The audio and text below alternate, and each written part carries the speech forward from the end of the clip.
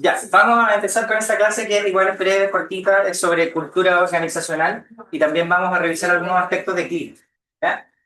Hoy está completamente concentrado en los aspectos como de gestión de habilidades blandas, temas de recursos humanos, y por eso empezamos la semana. Sí, la semana también es una semana, pero empezamos la jornada con la presentación de calidad de vida. Y el resto de los temas de la mañana están en esa línea también, así que son complementarios completamente. Bien, entonces vamos a hablar sobre cultura y clima organizacional. Y hay una explicación como bien simple para definir lo que es la cultura organizacional.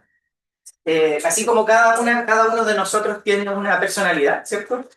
Que está compuesta por distintos aspectos, no sé, algunos tienen más o menos distantes, somos más o menos tolerantes, más o menos irritables, qué sé yo. Eh, para las organizaciones, esa personalidad es la cultura. ¿Ya? Por lo tanto, todas esas organizaciones, independiente de cuál sea su naturaleza, tienen una cultura propia que es característica y que en gran medida define cómo se producen las relaciones de las personas dentro de la organización. Hay muchos elementos de la cultura que nosotros como sujetos, como personas, como integrantes de una organización, interiorizamos. ¿Ya? Ya cuando nosotros llegamos a un lugar de trabajo o a un lugar, en general, cualquier tipo de grupo de personas, nos empapamos de alguna manera con la cultura que tiene esa organización, ese grupo humano.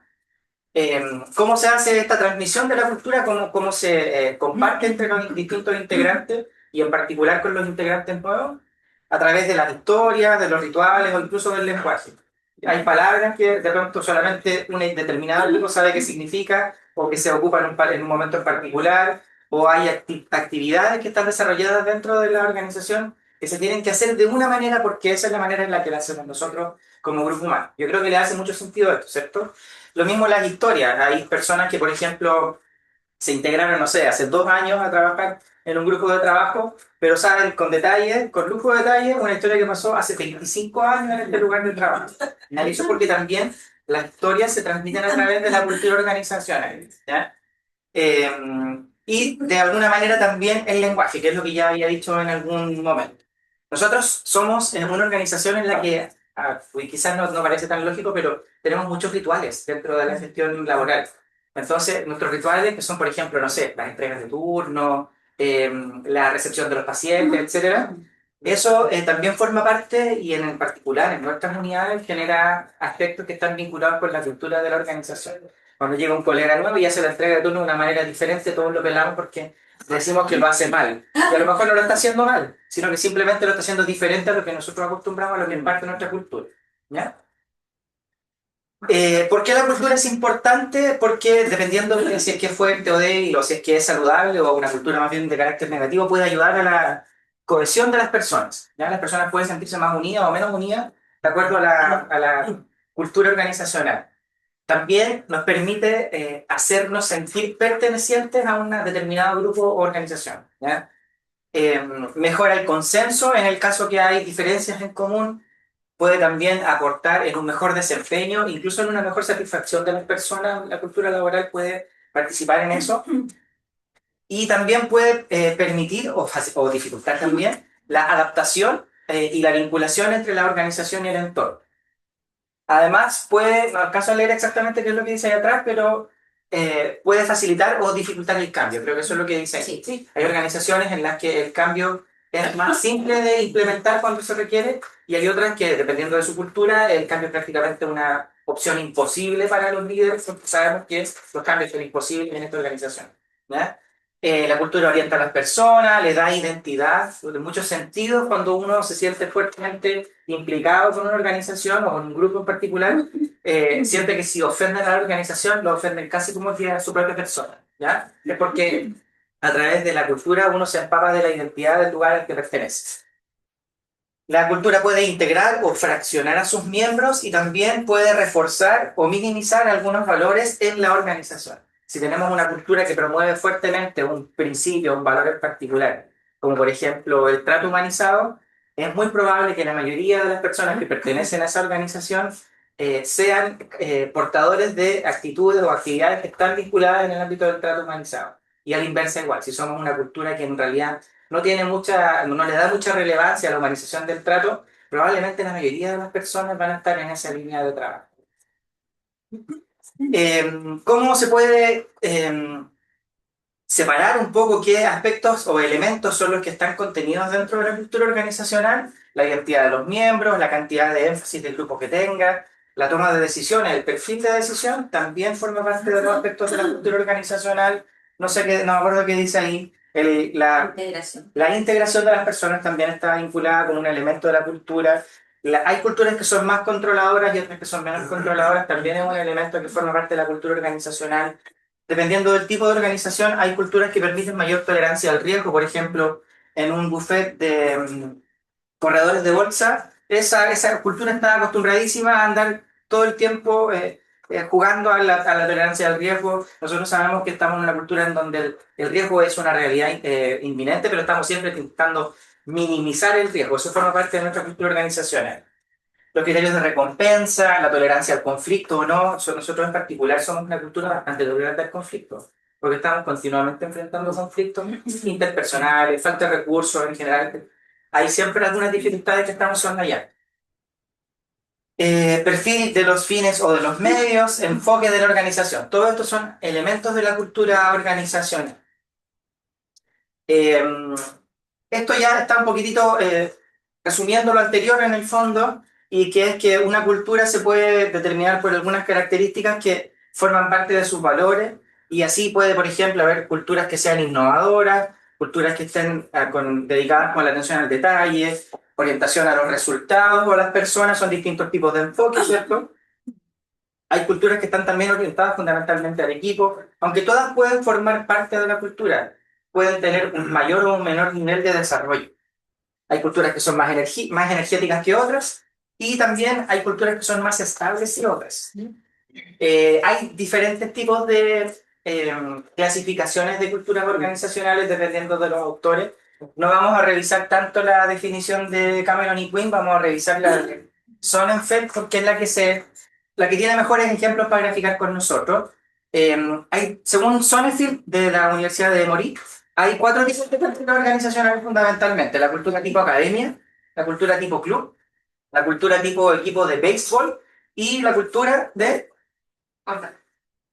¿Cuánto? Fortaleza. Ya. Eh, Gracias. La cultura de academia, aquí yo creo que estamos muy representados nosotros. La cultura de academia es aquella que toma personas nuevas que tienen poco entrenamiento y los entrena, los prepara para el rol que van a cumplir. En eso nosotros tenemos un rol súper fundamental, ¿cierto? En general, reclutamos profesionales o técnicos más bien nuevos, con poca experiencia, y los entrenamos en nuestras áreas de trabajo y los vamos perfeccionando. Y cuando se han perfeccionado en un área, los pasamos a otra y los perfeccionamos en esa. Y cuando pasa eso, vamos a la siguiente y lo perfeccionamos ahí, ¿cierto? Tenemos un rol cultural fuertemente desde el punto de vista del entrenamiento de las personas. Así funcionan las culturas de academia. Nosotros tenemos en gran medida un rol de academia desde el punto de vista de la definición cultural. También están las culturas como que son de tipo club, en donde se destaca una alta lealtad, un alto compromiso, en donde la antigüedad, la edad, la experiencia de las personas tiene relevancia, cuenta dentro de la organización. Y la diferencia que tiene con la academia es que las culturas de tipo club preparan perfiles no específicos, no especialistas, sino que generalistas, personas que hacen una misma función, un gran número de personas. En eso nos diferenciamos nosotros, ¿ya? Sí nos parecemos a la cultura tipo club porque en nuestra organización la antigüedad, por la estructura administrativa que tenemos, por el encuadre que nos da el estatuto, la antigüedad en algún sentido sí constituye algún nivel de valor, ¿ya? Y cada vez menos, pero igual aún sí es presente todavía la cualidad de que las personas que tienen más tiempo son también las más experimentadas, y hay también un respeto técnico de parte de los profesionales o los técnicos que son más nuevos respecto de aquellos que llevan más tiempo trabajando. Bueno, un ejemplo de cultura tipo club son las Fuerzas Armadas, ¿cierto? En donde hay mucha gente que hace el mismo rol y que en realidad tiene una capacitación que es como transversal pero estándar. Otro tipo de cultura es la cultura de equipos de béisbol que se utiliza fundamentalmente en rubros diferentes al nuestro, en despachos contables, la gente que hace contenido que implica creatividad e innovación, por ejemplo, software, juegos, no sé, publicidad, ¿ya? ¿Y acá de qué hablamos? De culturas en donde la gente está acostumbrada a innovar, a tomar muchos riesgos, en donde hay distintos tipos de personas, hay diversidad en edades, diversidad de experiencias, y hay grandes incentivos por los resultados. Entonces, trabajan en formulación de metas. Se cumple una meta y se logra un incentivo. Se cumple una meta y se logra un incentivo. Y la cultura tipo fortaleza, que es como la decadencia de las culturas de tipo academia, o que en realidad se formula en aquellos grupos o instituciones que alguna vez fueron academias o clubes, pero que están en un tiempo difícil, en un tiempo en el que sienten un riesgo como organización, que quizás ven como una posibilidad la extinción, el cierre de la empresa, el cierre de la organización, reducción de la organización. Entonces, literalmente se ponen en una situación como a la defensiva y hay preocupación por la supervivencia. Hay poca seguridad en los puestos de trabajo y buscan revertir esta situación, pero desde el punto de vista como del repliegamiento. No puedo avanzar, no sé qué hacer. Bien, bueno, las organizaciones no tienen culturas uniformes. ¿Ya?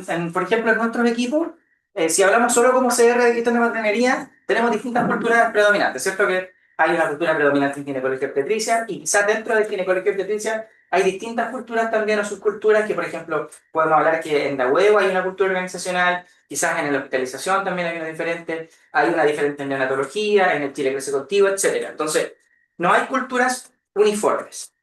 Sí puede haber una cultura dominante, ¿ya? Puede haber un tipo de cultura que predomine por sobre el resto de culturas. Y eso también se genera especialmente en equipos donde hay muchas personas, donde hay un grupo mayoritario que comparte una visión respecto de cómo se debe llevar a cabo el ejercicio de nuestra institución, y hay otras personas que tienen una visión distinta y que generan también una subcultura, ¿ya? ¿De qué va a depender qué tan predominante sea la cultura, la principal o la fundamental, digamos, en si es fuerte o es débil? ¿Cómo podemos identificar una cultura fuerte? Porque son intensas, hay valores centrales que son como bien claros, hay una gran influencia sobre los miembros y la cultura en muchos sentidos asume un rol central, un eje en la identidad de la organización. Y también hay culturas débiles en donde hay poca intensidad, donde hay muchos valores y diversidad de valores. Hay una menor influencia sobre las personas, vale decir, la gente se empapa un poco de lo que la organización pregona, pero en realidad tampoco tanto, no se alcanza a empapar completamente. Y por lo tanto la cultura no forma parte del eje de la identidad de la organización. ¿Dónde creen que estamos nosotros? ¿Ustedes creen que tenemos culturas organizacionales fuertes o débiles? Continuidad, dijeron fuertes. Dijeron débilmente fuertes. Yo creo que tenemos, bueno, yo creo que no hay una cultura uniforme. Bueno, en nuestro equipo tenemos diversidad cultural desde el punto de vista organizacional. Depende de las personas. Yo estoy viéndolo así como un poco desde afuera, ¿cierto? Pero yo creo que depende de las personas de cómo se agrupan las personas, el tipo de cultura que se hace la más prioritaria. Y creo que tenemos en esta diversidad aspectos que son muy fuertes, pero también algunos aspectos que son débiles, dependiendo de cómo se mire. Bueno, en definitiva, una cultura fuerte, ¿cierto? Cuando se logra llegar a ese punto donde la cultura es predominante, es el eje central del comportamiento de los integrantes de la organización, la cultura fuerte puede incluso reemplazar la formalización. Por formalización entendemos las reglas escritas, la estandarización escrita, ¿cierto? Una cultura fuerte puede incluso reemplazar las normas cuando llega como a ese nivel de alcance. Por lo tanto, puede que tengamos una norma que diga X, pero si culturalmente lo que se hace o lo que se definió por la cultura, digamos, es otra cosa, la norma va a perder vigencia, va a perder valor y sentido porque lo que va a predominar es la cultura, ¿ya? Y ese es un aspecto siempre que debemos considerar desde el punto de vista del ejercicio del liderazgo, ¿ya? No solo basta con entregar una indicación, sino que también hay que profundizar en que esa indicación haga el inception en las personas, que se genere un cambio en la conducta, cuando queremos hacer un cambio conductual. Bueno, ya un poco nos adelantamos en esto, pero en el fondo la cultura influye sobre las personas, determina, en el gran sentido, determina cómo se comportan las personas en la organización y en algunos casos, cuando es muy fuerte, llega incluso a guiar la manera de pensar. ¿A quién le ha pasado acá que ha adquirido algún tipo de pensamiento y lo ha traspasado a su vida personal, pero que originariamente nace desde el trabajo? A nadie le ha pasado acá, ¿cierto? Nunca. Bueno, eso es la transmisión de la cultura y es la integración a tal nivel que guía la manera en que pensamos. Y eso es una adquisición que se hace desde la cultura. Y la podemos a veces ver. Hay gente que se compra el mismo polar, por ejemplo. Hay personas que se deciden ocupar lenguajes similares. Y también se puede sentir. Hay culturas que ustedes, por ejemplo, en el sector privado es muy habitual que para el tema del trato haya como muletillas o códigos de comunicación. No sé, cuando contestan el teléfono, hola, mi nombre es Mario, eh, gracias por comunicarte con nosotros, ¿qué te puedo ayudar? ¿Ya? Eso es parte también, forma parte de la cultura. Entonces, las personas que interactúan con la organización sienten la cultura a través de sus hijos. ¿Ya? Y al contrario, pues, si es que hay, por ejemplo, culturas que tienen un trato que no está cerca de la calidez, la gente también lo hace parte de su cultura.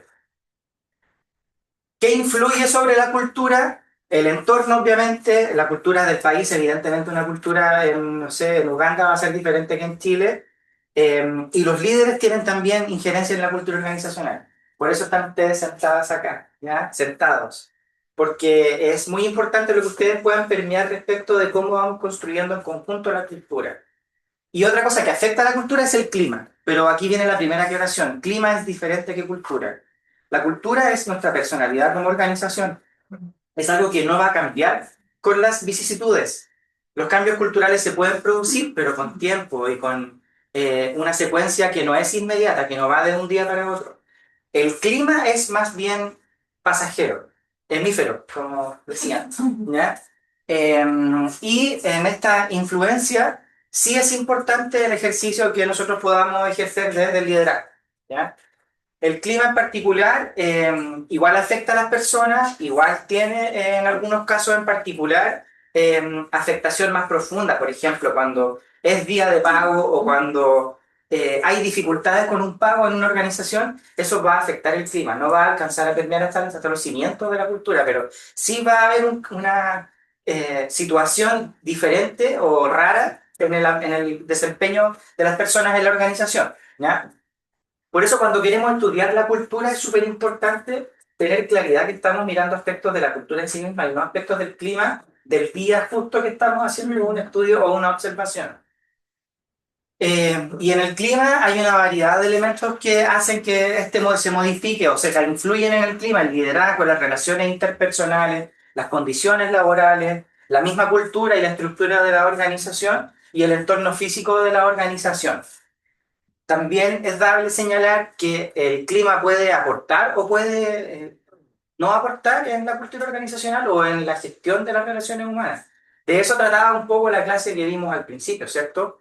Podemos tener climas que se conviertan en climas saludables o también climas insanos. Un clima saludable debería ser en un entorno laboral, un espacio en el que nosotros lleguemos a trabajar y nos sintamos acogidos, un lugar cálido, incentivador, desafiante, que nos anime. Sin embargo, si estamos en un clima que es malsano, vamos a llegar al trabajo y quizás nos vamos a sentir en un ambiente desmotivador o incluso amenazador en algunos casos, ¿ya? Yo sé que esto les hace mucho sentido, pero en el fondo, desde el punto de vista teórico, igual tiene una correlación que es importante conversar. Ya lo vimos en la mañana, pero en el fondo los climas positivos impulsan productividad, satisfacción, compromiso, reduce la rotación del personal y además contribuye al éxito de la organización. Y en el contrario, el clima negativo es todo lo que vimos en la mañana: estrés, desmotivación, fuga de talento, debilita la salud de las personas y además también debilita la salud de la organización. Entonces, algunas diferencias entre clima y cultura, ¿ya? Solo para contar dos, digamos, la estabilidad.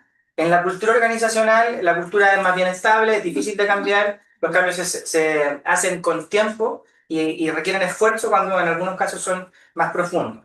En cambio, el clima es mucho más volátil y puede cambiar más rápidamente, ¿ya? Podemos estar en una situación de clima súper adversa, súper mala, pero pasa algo que empapó a todo el equipo de buena energía y pasó y cambió el clima. Y ya sobrepasamos la situación adversa que estábamos enfrentando. Y desde el punto de vista de su manifestación, ¿cómo se manifiesta la cultura? A través de los valores, de las normas, de las historias y los símbolos. En cambio, el clima se manifiesta a través de aspectos que son más del ámbito de la esfera como humana y personal, que son cómo anda la moral, la satisfacción de las personas, la motivación y el desempeño. También se manifiesta de esa forma. No vamos a revisar con tanto detalle estos aspectos del clima, pero nos vamos a quedar en esta última lámina que en el fondo señala que el sistema organizacional tiene distintos elementos, ¿cierto? Estos componentes son los que configuran el ambiente de la organización.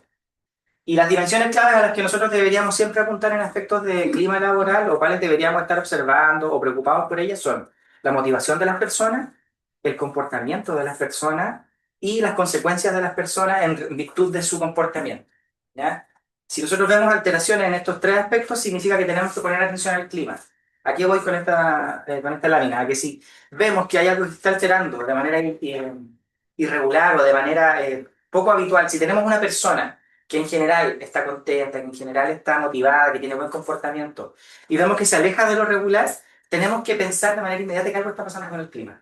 ¿Ya? En general, eso se despeja de manera inmediata porque hay que, de manera inmediata, en el fondo, descartar que no esté pasando algo específico con ella en lo personal, en su vida personal, fuera del trabajo.